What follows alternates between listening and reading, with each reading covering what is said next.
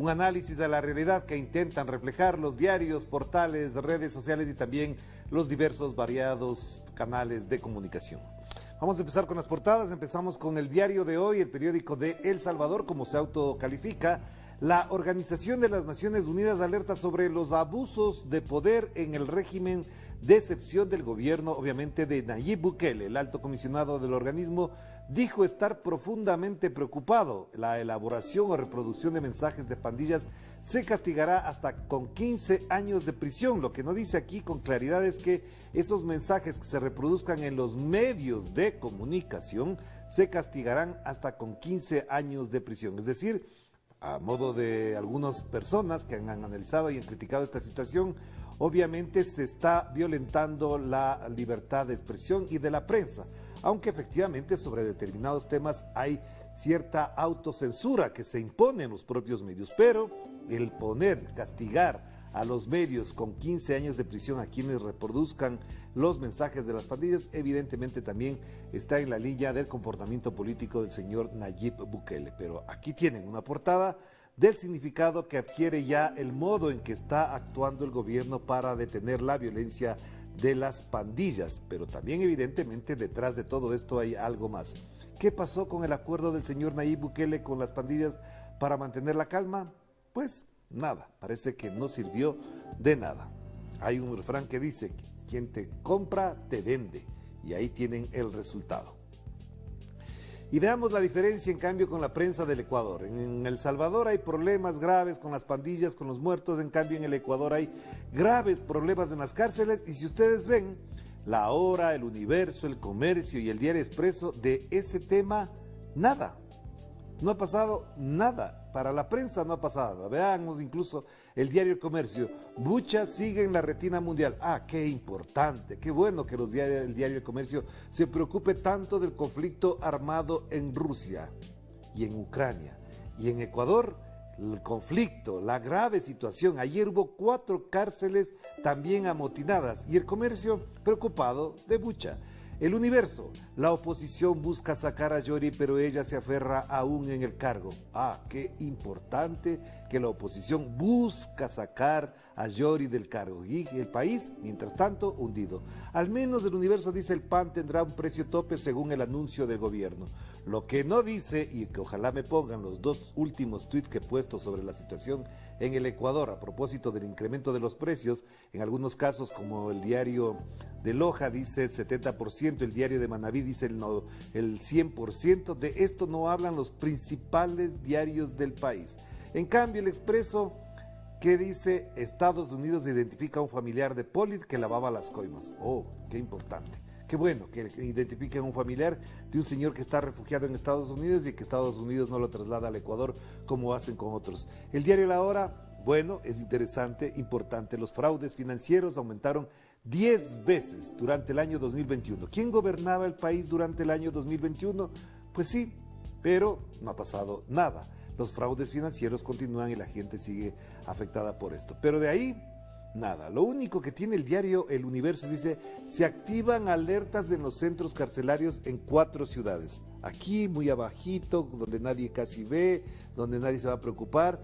Y de este modo se explica por qué razón el gobierno mantiene una cierta normalidad y tranquilidad, porque los medios de comunicación que le hicieron una guerra mediática impresionante al presidente Rafael Correa en su momento, si ocurrían estos amotinamientos en la época de Rafael Correa, tendríamos todas esas portadas llenas de imágenes. Pero bueno, esos diarios que le hicieron la guerra al presidente Rafael Correa en su momento y que le acolitaron todo al señor Lenín Moreno Garcés, ahora miren cómo tratan la realidad del Ecuador. ¿Qué ha pasado sobre las cárceles? Según esta prensa, nada. Y si uno revisa 20 años después y va a los medios de comunicación o a las portadas de los periódicos, pensaría que no ha pasado nada. El Comercio interesado por Bucha, el Universo por la presidenta Yori, es el Expreso preocupado por un señor Polit que vive en los Estados Unidos, y La Hora al menos se ocupa de un tema interesante, importante también por supuesto. Pero ahí les dejo la preocupación. Pasamos a últimas noticias. En este miércoles 6 de abril titula Nicolás Maduro reactiva los contactos para el diálogo. El presidente venezolano recibió ayer a los diputados opositores y a los integrantes del foro cívico en el Palacio de Miraflores. Una noticia importante. Veamos cómo la destaca y describe la noticia Últimas Noticias. Como parte del proceso para la ampliación del diálogo nacional, el jefe de Estado se reunió con parlamentarios de la Alianza Democrática, entre ellos Timoteo Zambrano, Bernabé Gutiérrez y Luis Parra. La intención del mandatario es hacer la mesa de diálogo una instancia inclusiva. Y a modo de broma incluso diría que, por ejemplo, le preguntan al canciller ecuatoriano si en China hay una dictadura y dice, no. El periodista le dice, pero si hay un solo partido, dice, pero no hay, allá no hay una dictadura. Es una democracia distinta, pero le dice, ¿y en Venezuela hay una dictadura? Sí, claro. Entonces, en China no hay dictadura porque hay un solo partido. En cambio, en Venezuela, según el canciller ecuatoriano Juan Carlos Holguín, sí hay dictadura porque hay todos estos partidos, y hay un presidente electo, y hay una asamblea. Pues así se entiende la realidad de quienes no piensan más allá de las fobias y además de la matriz mediática que la tienen muy plantada en un chip clavado en su cerebro. Pero la noticia del encuentro de Nicolás Maduro con el Foro Cívico y los diputados de la Alianza Democrática efectivamente da cuenta de un momento muy importante e interesante en Venezuela, de lo cual obviamente en los otros medios ustedes no van a ver esta noticia. Ya les hemos mostrado, están preocupados de lo que pasa en Bucha, etcétera. Y otra noticia muy importante, la Guardia Nacional Bolivariana desmanteló un taladro petrolero ilegal en Zulia. 5 centros ilegales de producción de combustible fueron detectados en el municipio Mara. Este es el combate a esas mafias que están actuando en determinados territorios, efectivamente para explotar ilegalmente el petróleo, y ya sabemos con qué fines. Ahí lo tienen. Pasamos a La República. Y esta es una de las portadas que uno dice, a ver, ¿ustedes hacen periodismo o están haciendo la plataforma? Son el medio de comunicación de un partido político. ¿Cuál es la noticia ahí? Elecciones generales ya es una noticia. Edición extraordinaria de la República de Perú. Y ahí tienen. No es la República de Perú la institución, sino el diario llamado La República. Elecciones generales ya. La noticia por ninguna parte. Efectivamente hubo problemas, hubo manifestaciones, pero el titular de La República es elecciones generales ya. Esto lo han venido buscando todo el tiempo lo han venido buscando, así que pasemos la página y veamos otro diario mejor, porque esto ya no es periodismo, esto es la herramienta, el órgano de difusión de algún partido político, de alguna entidad o algún grupo económico que quiere sacar a Pedro Castillo. Más allá de que no justifiquemos, ni alabemos, ni nada por el estilo, lo que deje de hacer o haga el señor Pedro Castillo. Pero este es un titular antiperiodístico. Pasamos. La Tercera de Chile destaca que el presidente chileno, Gabriel Boric, admite preocupación por el rumbo de la convención y reitera llamado a buscar a los acuerdos amplios. Esto es lo que se destaca aquí, y efectivamente hay un gran debate en la Convención Constitucional que se plantea igualmente varios temas, varios desafíos y también complejidades en la elaboración de una nueva constitución para dejar atrás la pinochetista, que me imagino que los del diario La Tercera, el Mercurio, estarán muy interesados en que no cambie esa constitución de Augusto Pinochet, porque de ella vivieron, de ella usufructuaron, y ahí tienen ahora la atención que le brindan a esto. Y aquí un destaque que es, luego de 4 años, la FIDAE se vuelve a tomar los cielos de Santiago de Chile. Me imagino que tiene que ver con la aviación de Chile. Pasamos a la ABC y parecería la fotografía de un momento cumbre, pero ahí tienen. Zelensky le pide a España: no tengan miedo a Putin y envíen más armas. Mándennos más armas para atacar, para generar la guerra. ¿Cuándo el Congreso español pondrá en escena a los representantes democráticos, por ejemplo, de Yemen, para que le digan a España que deje de apoyar a Arabia Saudita, por ejemplo? ¿Cuándo veremos ese mensaje? ¿Dónde lo veremos? ¿Cuándo lo veremos? Es la pregunta. ¿Qué dice el ABC, que es el diario, digamos, imperial, monárquico de España? El presidente ucraniano reprocha que empresas españolas sigan negociando con Moscú y compara los bombardeos rusos con los de Guernica. ¿Se imaginan que comparen eso? Pero bueno, el señor Zelensky puede decir cualquier cosa, como su profesión es ser un cómico, un payasito, pues ahí lo tiene.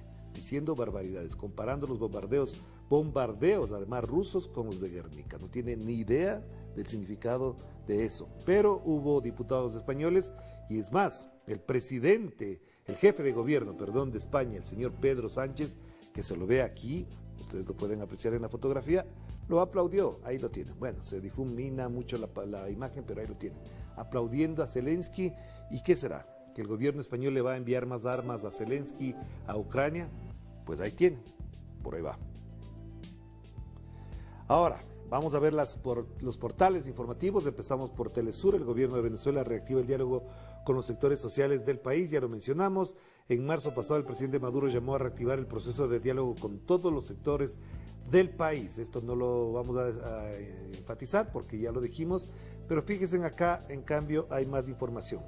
Rusia culpa a Occidente de apoyar montaje de Bucha en Ucrania. De esto no dice nada el ABC de España, no dice nada el Comercio del Ecuador, la República de Perú, la Tercera de Chile, no, para nada.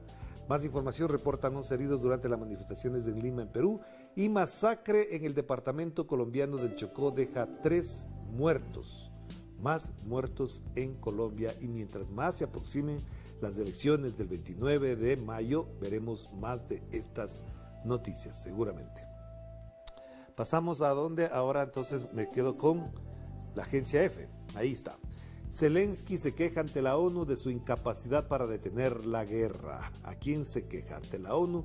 El titular, que no se entiende muy bien, la agencia española F dice: el presidente de Ucrania, Volodymyr Zelensky, se quejó este martes amargamente ante el Consejo de Seguridad de la incapacidad de las Naciones Unidas para detener la guerra en su país, que entró ya en su 7ª semana y ha obligado al desplazamiento de la 1/4 parte de su población.